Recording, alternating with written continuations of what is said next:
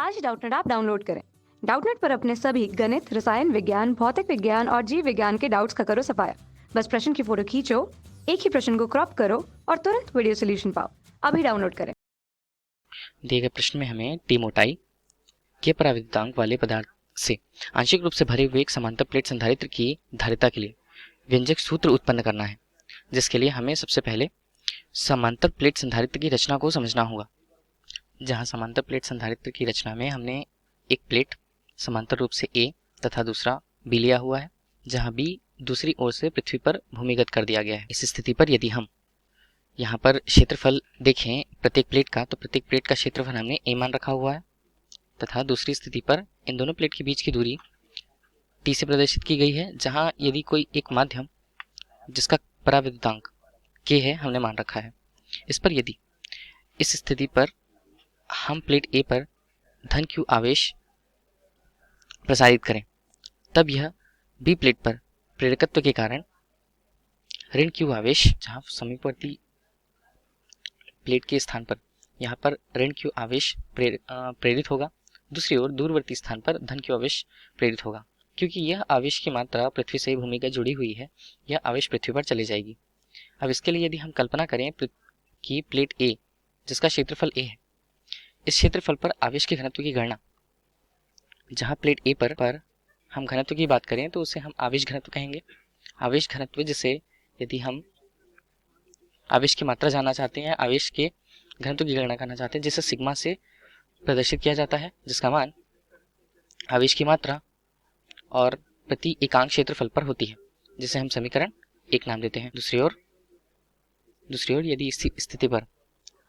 हम दोनों प्लेट के बीच की दूरी टी के अनुसार विद्युत क्षेत्र की गणना करना चाहें, तो विद्युत क्षेत्र के सूत्र के अनुसार, जिसे ई से प्रदर्शित किया जाता है, प्लेट ए एवं बीच के बीच दूरी को हम तीव्रता को ई से प्रदर्शित करेंगे, जिसका मान आवेश घनत्व, पराविद्युतांक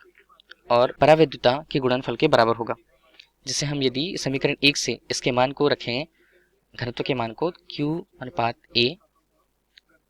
के एप्सिलॉन 0 को प्रदर्शित करता है, जिसे हम समीकरण 2 नाम दे सकते हैं। समीकरण 2 नाम दिया जैसे हमने। इस प्रकार चूंकि हमने विद्युत क्षेत्र दिया हुआ है, विद्युत क्षेत्र की तीव्रता का मान हमें प्राप्त है। विद्युत क्षेत्र की तीव्रता के कारण यदि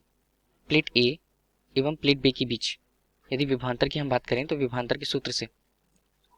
जहां विभवांतर का मान उस विद्युत क्षेत्र की तीव्रता तथा उनके बीच की दूरी से प्रदर्शित होता है, जहां विभवांतर को यदि हम v से प्रदर्शित करें, तीव्रता हमें e जो प्राप्त है, दूरी हमने ले ली है कि दोनों प्लेटों के बीच की दूरी t है। तब इस स्थिति में हम यदि इसकी कल्पना करें, तब हम यह जानते हैं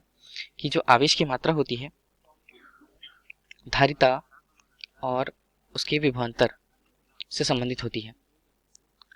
यह सूत्र हम जानते हैं। यदि इन स्थितियों में जहां विभव का मान हम आगे v से देखना चाहें, तो चुंबकीय क्षेत्र की तीव्रता के सूत्र से, जिसका मान q अनुपात a के एप्सिलॉन 0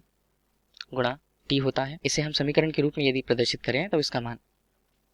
हमें v बराबर विभवांतर का मान जो है q t अनुपात a के एप्सिलॉन 0 प्राप्त होता है, जिसे हम समीकरण 3 नाम दे सकते हैं। चूंकि दिए गए प्रश्न में हमें धारिता की गणना करनी है, धारिता के सूत्र के अनुसार जो आवेश की मात्रा और उसमें उपस्थित विभवांतर के अनुपात के बराबर होती है, जहां यदि समीकरण से हम देखें तो इनके मान धारिता के रूप में रखने पर समांतर प्लेट के संधारित्र की धारिता का सूत्र C बराबर q अनुपात v होगा, जहां यदि हम v का मान समीकरण 3 से रखें, तब इसका मान q अनुपात q t अनुपात a के एप्सिलॉन 0 होने वाला है। यदि हम इसको समीकरण से गणना करें, तब नीचे की स्थिति पर ऊपर से इसका गुणन हो जाए a के एप्सिलॉन 0 अनुपात t प्राप्त होगा हमें। संबंधित सूत्र के हिसाब से इसे यदि और सरलतम रूप में लिखा जाए, k एप्सिलॉन 0 a अनुपात t,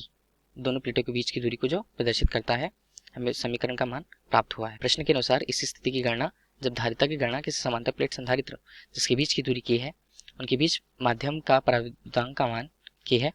यदि हम इस स्थिति पर यह विचार करें, दोनों प्लेटों के बीच यदि वायु या निर्वात हो, तब इस स्थिति में हम k की गणना 1 के लिए करते हैं, जिसका मान यदि हम इस समीकरण पर रखें तो c का मान हमारे लिए एप्सिलॉन 0 गुणा a अनुपात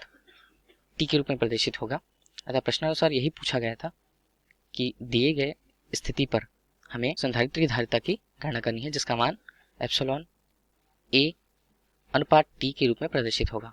धन्यवाद। कक्षा 6वीं से 12वीं से लेकर नीट, IIT, जेईई वो एडवांस के लेवल तक 1 करोड़ से ज्यादा छात्रों का भरोसा। आज ही डाउनलोड करें डाउटनेट ऐप या व्हाट्सएप करें अपने सारे डाउट्स 8400 400 400 पर।